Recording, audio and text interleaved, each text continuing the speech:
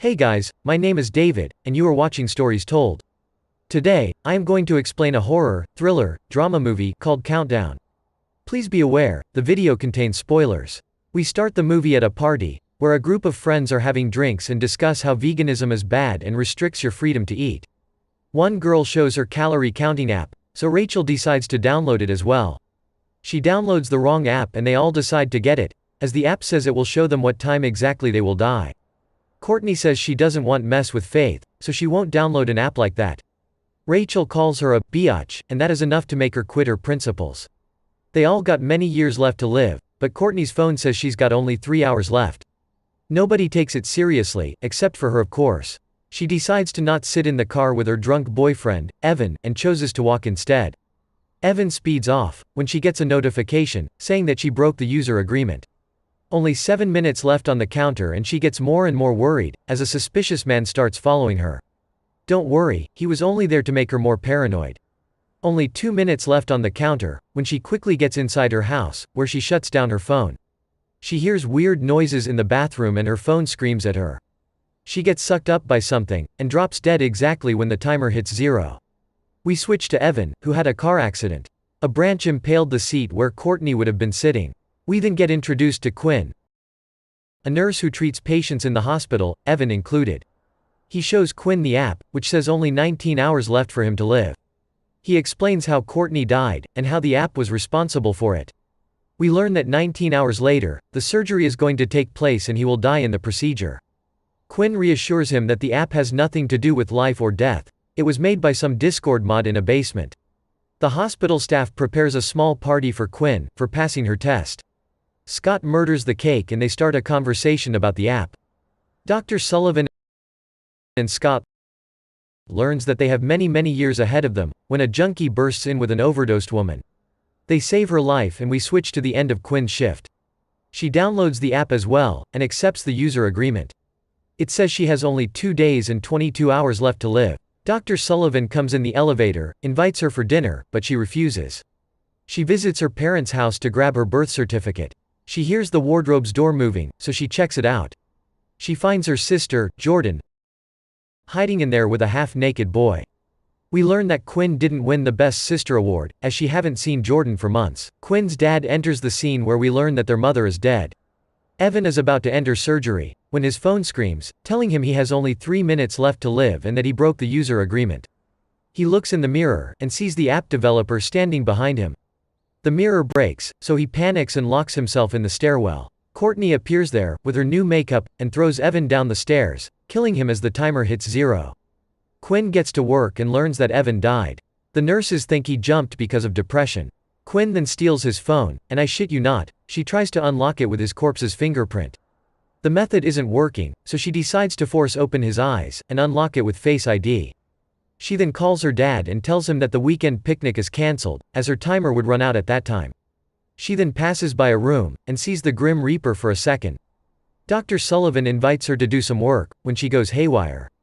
The doctor confronts her like a true Redditor and tries to force himself on her.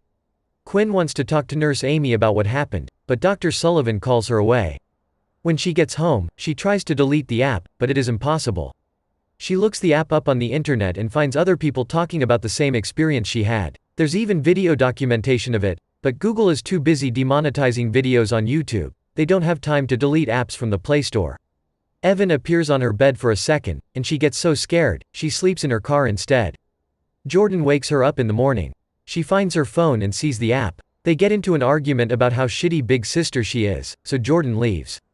The next day, she goes to a phone store and buys a new mobile. She checks the apps on the phone and gets relieved that the Countdown app isn't on it. She is about to exit when the Scream notification pops up and the app reinstalls itself. She sees the man in black in the reversing camera again, when the dev grabs her from behind. She steps on the gas and hits a man's car. The damage is so horrible that they can't even show us. The guy gets angry and questions the woman, when the guy who overheard the conversation in the store comes out and tells him to piss off. The guy of course leaves, even though he had every right to demand compensation for the damage. Matt then shows her his phone, with 18.5 hours left on the counter. They sit down in a bar to drink, when they get the idea to read the user agreement, since they forgot to do it the first time. They convince a flat earther to download the app, so they can read it. The guy is about to accept it, when they stop him and do a very relatable joke about how you should never accept terms and conditions without reading them. They figure out that the app is not killing them, they would have died anyway, the app just shows them the exact time. But, if they try to alter fate, and change plans, cancel events etc., to avoid death, they break the user agreement and death comes for them. They head to the hospital and ask the local child molester to help them, as they believe a demon is behind this app. He gives them a name and address, as he thinks demons are not real. Nurse Amy calls Quinn aside, so Matt visits the bathroom. A barefoot kid tries to take a peek, but Matt tells him the priest is next door. When he washes his hands, he sees that the kid must be a ghost, because he can walk through walls. The lights go out, as the demon likes to spice things up before murdering someone. Matt's dead brother jumps at him, but a man enters the toilet and the kid disappears. Dr. Sullivan played the reverse Uno card and told the management that Quinn cornered him the other day. She tries to clean the air when Nurse Amy asks why didn't she go to her if this really happened. Quinn gets angry and tells her she already tried. Once. Second attempts, talking with someone else or sending an email must be a paid DLC in this hospital. They go to the church and discover Father John listening to Lil Nas X. Father John is a big fan of demons and got into the business just because of them. He explains them how Ocean, the demon, works. If you change your fate, Ocean will torment you right until the moment you die. The father tells them he needs to see the code of the app to be sure it is Ocean. So Quinn goes online to look for a hacker, who might be able to get the source code of the app. Just kidding. They head back to the phone store and ask the owner if he can hack the app. It turns out, jailbreaking a phone means he can hack into apps as well. They offer him 2 credit cards to skip his Tinder date and help them instead. The guy types in one word and they are already in, beating even NCIS hackers. The app is 60 gigabytes, because it stores every person's countdown on every phone. Which makes me wonder, where can I get mobile data that downloads this app in a few seconds, like everyone did in the movie? Derek changes everyone's countdown data, starting with Jordan's. She gets the notification but the lady who takes care of Jordan takes her phone away. Quinn and Matt say goodbye as they solve the mystery, but Quinn asks him to sleep at her place as she wants to have company for the night. Matt tells his brother's story, how he died and how Matt stole a toy dinosaur from his dying brother. Quinn counters with the story of how her mother died in a car accident. The discussion gets competitive but Quinn breaks it with inviting him to sleep on the bed. Later, the light goes out, and Quinn sees someone entering the room. Matt opens the door and Quinn realizes she was cuddled by the demon, how nice of him. They then get a notification, showing that the hack didn't work and the timer is back to the original. She tries to call Jordan, but her phone is in the old lady's bedroom. She takes it, when the demon touches her from behind. She closes her door, but the demon opens it. She hides under her bed, when she hears her dead mom calling out for her.